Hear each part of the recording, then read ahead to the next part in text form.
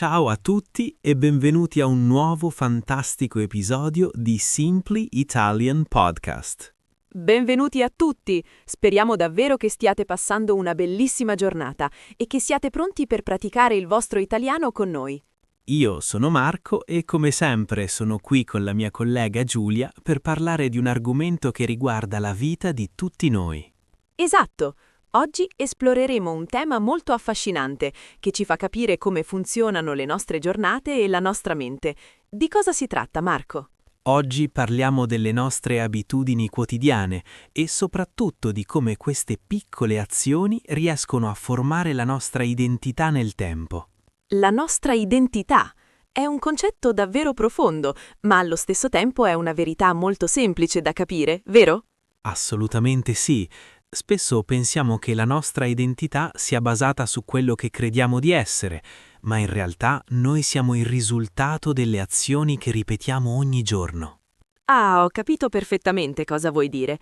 Quindi, se io cucino con passione tutti i giorni, la mia identità diventa automaticamente quella di una cuoca. Esattamente, e se io passo 2 ore ogni sera a leggere romanzi, la mia identità diventa quella di un lettore, anche se non lo dico a nessuno. È verissimo. Però, Marco, sappiamo bene che non tutte le abitudini che abbiamo sono positive. Molte volte facciamo cose che in realtà vorremmo cambiare. Ah, ho capito perfettamente cosa vuoi dire. Quindi, se io cucino con passione tutti i giorni, la mia identità diventa automaticamente quella di una cuoca. Esattamente, e se io passo 2 ore ogni sera a leggere romanzi, la mia identità diventa quella di un lettore, anche se non lo dico a nessuno. È verissimo. Però, Marco, sappiamo bene che non tutte le abitudini che abbiamo sono positive. Molte volte facciamo cose che in realtà vorremmo cambiare. Hai toccato un punto fondamentale. Il nostro cervello ama le abitudini, sia quelle buone che quelle cattive, semplicemente perché gli permettono di risparmiare energia. In che senso il cervello risparmia energia? Puoi spiegarlo meglio ai nostri ascoltatori? Certo, quando ripetiamo un'azione molte volte, come per esempio guidare la macchina, il nostro cervello inizia a farla in modo completamente automatico, senza doverci pensare. Meno male che funziona così, altrimenti saremmo stanchissimi già a metà mattinata. Però questo significa che è anche molto difficile eliminare le abitudini negative. Proprio così. Visto che parliamo di vita reale, Giulia, raccontami un po' come inizia la tua giornata. Qual è la tua primissima abitudine appena ti svegli? La verità? La mia prima azione quotidiana, e anche la peggiore, è spegnere la sveglia almeno 3 o 4 volte prima di alzarmi. Immaginavo qualcosa del genere. E quindi metti la prima sveglia molto presto, sapendo già che non ti alzerai subito? Sì, esatto. La prima sveglia suona alle 7 in punto, anche se, ad essere onesta, non mi alzo quasi mai prima delle 7:30. Non ti preoccupare, Giulia, è un'abitudine molto comune. Quando siamo ancora mezzi addormentati, la tentazione di restare a letto è fortissima per chiunque. Lo so, ma questa abitudine mi fa sentire sempre in ritardo e stressata. Mi piacerebbe davvero tanto diventare una persona mattiniera e alzarmi con energia. Sai una cosa, molti anni fa io ero esattamente nella tua stessa situazione. Facevo una fatica incredibile a scendere dal letto la mattina. Davvero, Marco? Non l'avrei mai detto, visto che adesso sei sempre così puntuale e pieno di energia quando arrivi in ufficio. È vero, ma ho dovuto lavorare molto su me stesso. Ho cambiato la mia identità introducendo una piccola, piccolissima modifica alla mia routine. E quale sarebbe questa modifica magica? Sono molto curiosa di saperlo. Magari posso provarla anche io domani mattina. Ho semplicemente iniziato a lasciare il mio telefono, che uso come sveglia, su un mobile molto lontano dal mio letto. Ah, geniale! In questo modo sei costretto ad alzarti fisicamente dal letto e camminare per spegnere il suono fastidioso. Esattamente. E siccome ero già in piedi, invece di tornare sotto le coperte, andavo direttamente in bagno a lavarmi il viso con l'acqua fredda. Così, giorno dopo giorno, hai smesso di essere una persona pigra e sei diventato una persona mattiniera. Hai costruito una nuova identità. E dopo che ti sei finalmente alzata, Giulia, qual è il prossimo passo della tua mattinata prima di uscire di casa? Oh, questa è la parte che preferisco. Vado subito in cucina a preparare un buon caffè, perché senza quello non riesco proprio a ragionare. Il caffè è un classico intramontabile della cultura italiana, ma mentre aspetti che il caffè sia pronto, fai qualcos'altro per organizzarti? Di solito apro tutte le finestre per far entrare l'aria fresca e la luce del sole perché mi aiuta a svegliare anche la mente. E per quanto riguarda la camera da letto, hai l'abitudine di rifare il letto subito o preferisci lasciarlo in disordine? Siccome la mattina ho sempre poco tempo, quasi sempre lascio il letto disfatto. Penso sempre che, in fondo, la sera dovrò tornarci dentro. È una scusa molto creativa, devo ammetterlo, però rifare il letto è in realtà un'abitudine che ha un impatto psicologico fortissimo. Davvero, Marco? Io ho sempre pensato che fosse solo una questione di estetica e di ordine per la casa. In che modo influisce sulla mente? Quando rifai il letto appena sveglia, completi con successo il primissimo compito della tua giornata.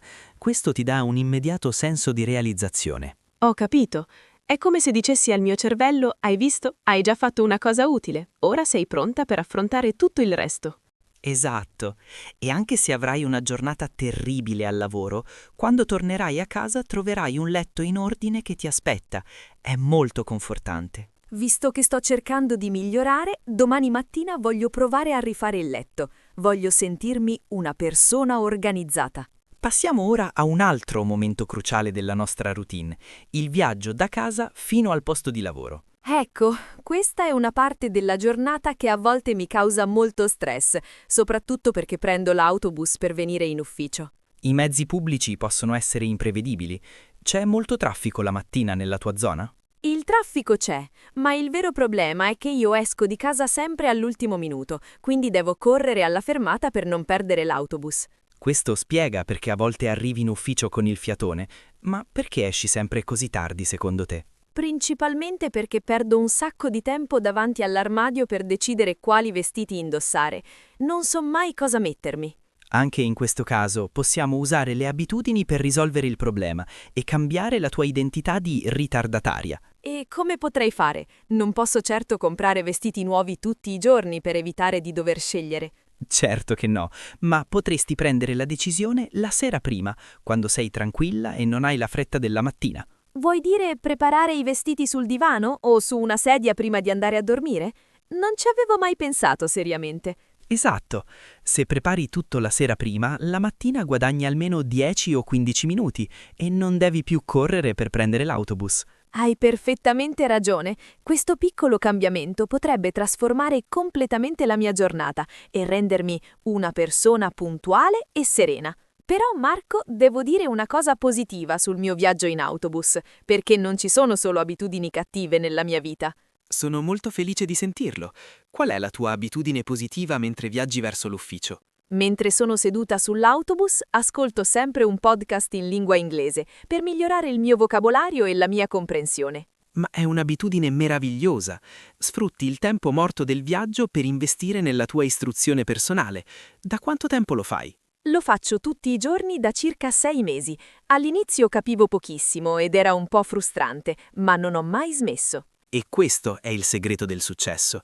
Non importa quanto studi in un solo giorno, ma quanto sei costante nel tempo. Esatto, siccome ascolto il podcast ogni mattina, anche solo per 20 minuti, adesso mi sento molto più sicura quando parlo. Senza rendertene conto, hai costruito l'identità di una studentessa di lingue e questo messaggio è importantissimo per i nostri ascoltatori. È vero, molti studenti di italiano pensano di dover studiare per ore sui libri di grammatica durante il fine settimana per imparare la lingua. Ma le maratone di studio spesso ci lasciano solo stanchi e senza motivazione. È molto meglio fare poco, ma farlo ogni singolo giorno. Se ascoltate un podcast come il nostro mentre andate a fare la spesa o pulite la casa, diventerete persone che vivono la lingua italiana. Arriviamo finalmente in ufficio. Parliamo un po' delle nostre abitudini sul posto di lavoro e di come gestiamo la concentrazione.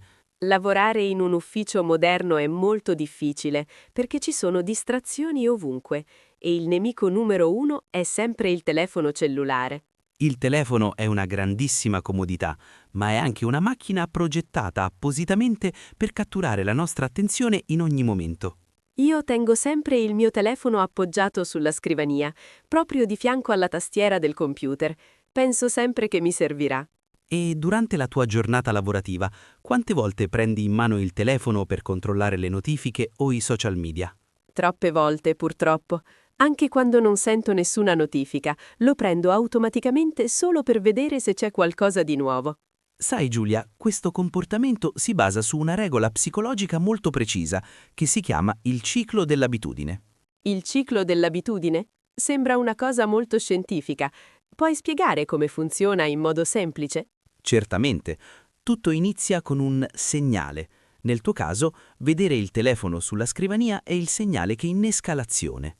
Ok, quindi il segnale visivo mi fa prendere il telefono. E qual è il passo successivo di questo ciclo? Il passo successivo è la ricompensa. Quando apri un social media e vedi un nuovo messaggio o una bella foto, il tuo cervello rilascia dopamina, che ti fa sentire bene. Incredibile. Quindi in pratica il mio cervello cerca continuamente queste piccole dosi di felicità durante le ore di lavoro noiose? Proprio così, ma siccome questa abitudine distrugge la tua produttività, dobbiamo trovare un modo per interrompere questo ciclo vizioso. Sono assolutamente d'accordo. Voglio smettere di essere una persona distratta e voglio diventare una lavoratrice concentrata e focalizzata. Il metodo più semplice ed efficace è eliminare il segnale. Se non vedi il telefono, non sentirai l'impulso automatico di usarlo. Da domani mattina cambierò strategia. Invece di lasciarlo sulla scrivania, metterò il telefono dentro la borsa, lontano dai miei occhi. È un'ottima decisione, Giulia. Vedrai che i primi 2 giorni sarà un po' difficile, ma poi la tua concentrazione migliorerà tantissimo. Marco, prima abbiamo accennato al cibo e a come l'alimentazione sia legata alle nostre abitudini. È un tema che mi sta molto a cuore. È un tema molto importante, in effetti. Come gestisci le tue abitudini alimentari durante le giornate di lavoro più stressanti? Purtroppo devo ammettere che faccio fatica. Se sono molto stressata o arrabbiata per un progetto, cerco immediatamente qualcosa di dolce da mangiare. Anche questo è perfettamente normale. Usiamo il cibo, specialmente gli zuccheri, per calmarci e per gestire le emozioni negative che proviamo. Sì, il problema è che dopo aver mangiato un intero pacchetto di biscotti mi sento in colpa e lo stress torna esattamente come prima. Questo succede perché cerchiamo di risolvere un problema emotivo usando una soluzione fisica. Come possiamo cambiare l'ambiente per aiutarti? L'ambiente, intendi dire quello che compro quando vado a fare la spesa al supermercato? Esattamente. Se non compri i biscotti al cioccolato e non li porti a casa o in ufficio, non potrai mangiarli quando ti senti stressata. È un ragionamento che non fa una piega, ma se ho un forte desiderio di dolci, cosa dovrei fare? Io ho adottato una regola molto rigorosa. Se voglio davvero mangiare un dolce la sera, devo vestirmi, uscire di casa e camminare fino al bar. Mamma mia, che fatica! E immagino che, essendo stanco dopo il lavoro, la voglia di restare sul divano vinca quasi sempre sulla voglia di dolce. Proprio così.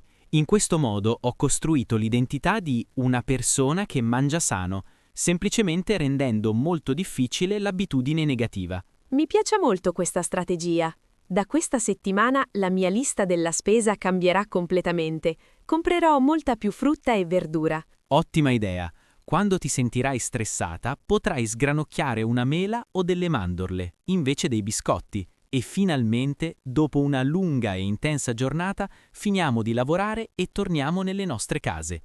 Qual è la tua routine serale, Giulia? Il rientro a casa è sacro per me.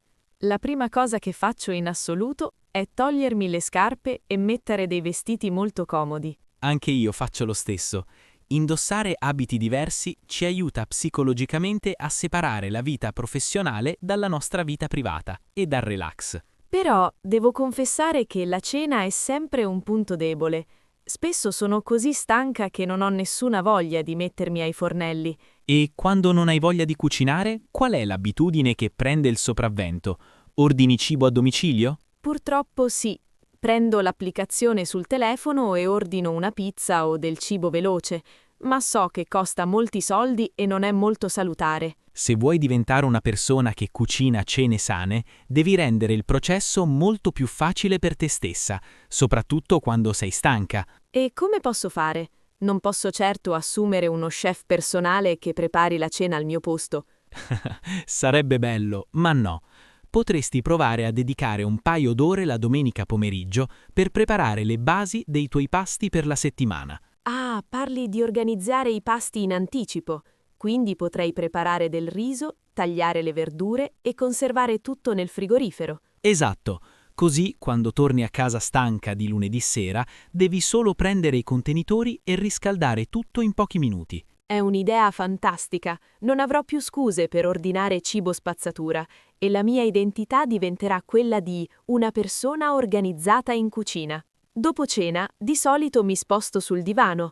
Fino a poco tempo fa passavo intere serate a guardare serie TV prima di addormentarmi. Guardare un po' di televisione è rilassante, ma perché dici fino a poco tempo fa?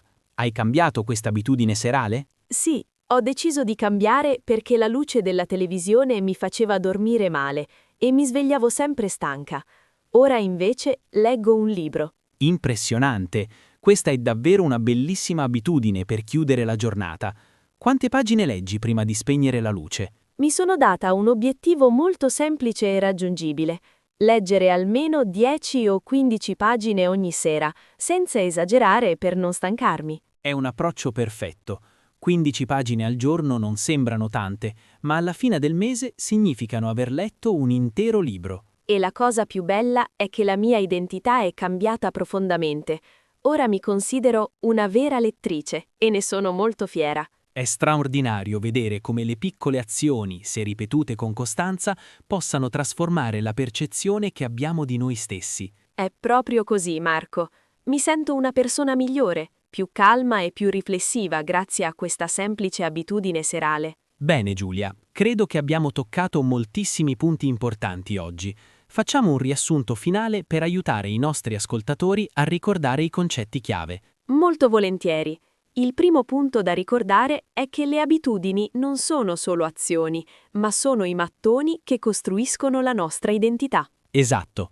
Il secondo punto è che se vogliamo cambiare la nostra vita, dobbiamo iniziare con passi minuscoli, senza cercare di fare rivoluzioni impossibili. Terzo punto fondamentale, dobbiamo modificare il nostro ambiente per rendere facili le abitudini positive e difficili quelle negative, come nascondere il telefono. E quarto punto, non dobbiamo mai essere troppo severi con noi stessi. Se un giorno sbagliamo, non è la fine del mondo, basta ricominciare il giorno successivo. Speriamo davvero che questo episodio vi abbia fatto riflettere su come gestite le vostre giornate e sulle piccole scelte che fate continuamente. Adesso tocca a voi, cari amici che ci ascoltate da casa o dall'autobus. Scegliete una sola piccola abitudine positiva che volete iniziare a praticare da domani. Non deve essere qualcosa di enorme. Scegliete una cosa semplice, come bere un bicchiere d'acqua appena svegli, e trasformatela nella vostra nuova identità. Ora, come facciamo in ogni nostro episodio, prendiamoci un momento per praticare attivamente la pronuncia. Siete pronti? Ascoltate attentamente la frase e ripetetela ad alta voce subito dopo di me. Noi siamo il risultato